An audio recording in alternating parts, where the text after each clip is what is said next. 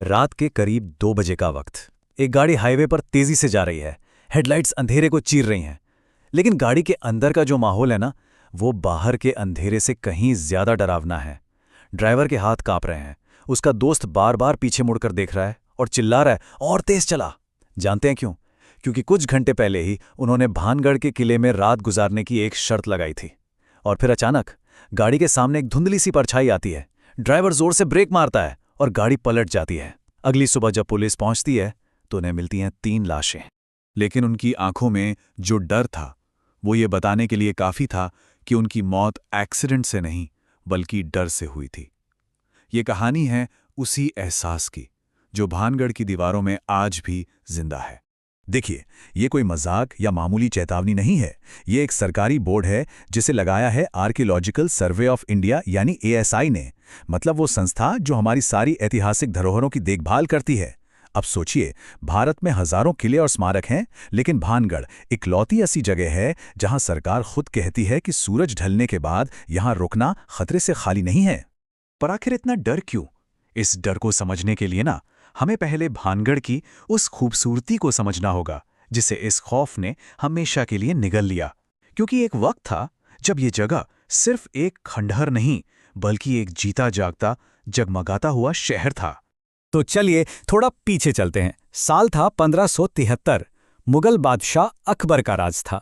उस वक्त आमेर के राजा भगवंत दास ने अपने छोटे बेटे माधो सिंह के लिए इस शहर की नींव रखी। और ये कोई ऐसा वैसा शहर नहीं था। ये उस जमाने की अर्बन प्लानिंग और आर्किटेक्चर का एक जीता जागता सबूत था, एक शानदार नमूना। देखिए, इसे सिर्फ एक किला समझना भूल होगी।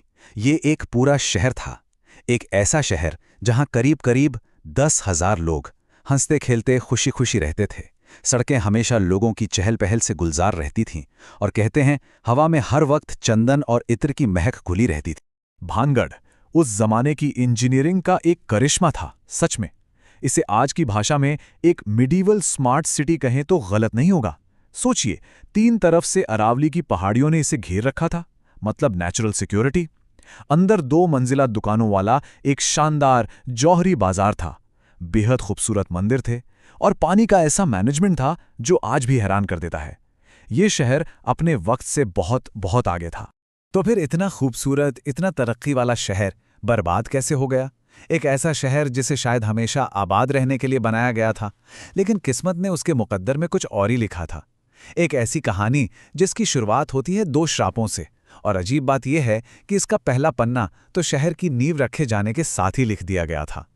हाँ, ऐसा कहा जाता है कि इस शहर पर एक नहीं बल्कि 2 श्रापों का साया था।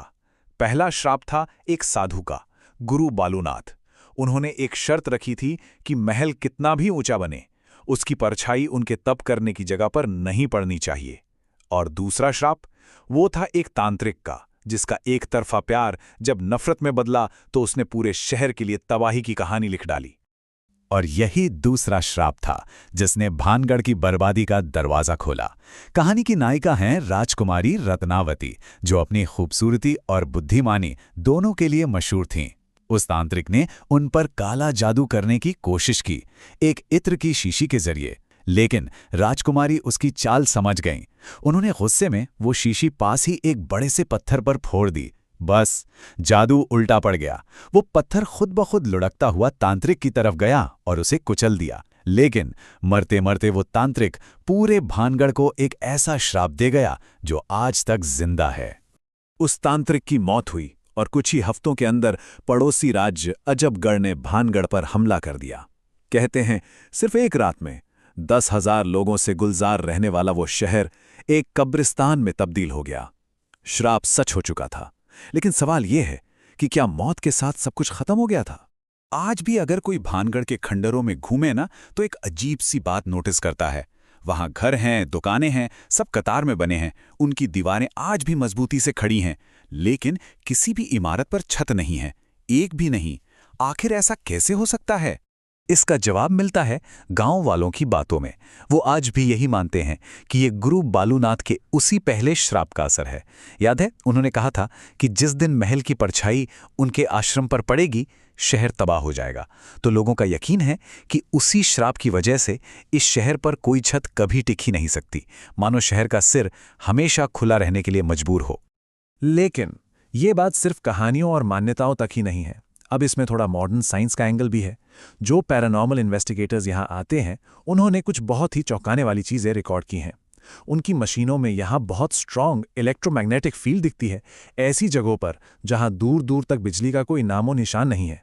लोगों ने अचानक तापमान के गिरने को महसूस किया है, या ऐसा लगा है जैसे किसी अनदेखी ताकत ने उन्हें धक्का दिया हो।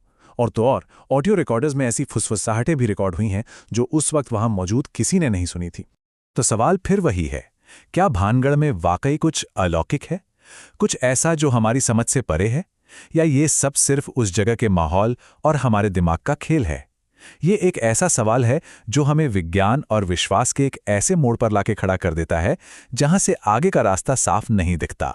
देखिए, इस डर की दो तरह की एक्सप्लेनेशंस हैं।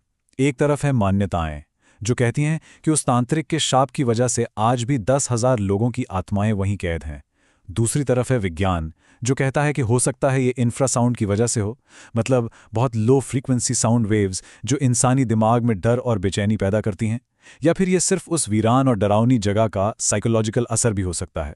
वैसे सरकार का ऑफिशियल कारण तो बस जंगली जानवरों का खतरा है। अब सच चाहे जो भी हो, एक बात तो तय है, भानगढ़ सिर्फ ईंट और पत्थर का एक खंडर नहीं है। ये एक टाइम कैप्सूल है, एक ऐसी जगह जो 400 साल पहले एक दर्दनाक पल में जैसे हमेशा के लिए ठहर गई। तो सवाल यही उठता है कि क्या भानगढ़ 400 साल पुरानी एक त्रासदी की कहानी है, या फिर किसी दूसरी दुनिया का दरवाज़ा? और शायद कुछ दरवाज़ों का बंद रहना ही बेहतर होता है।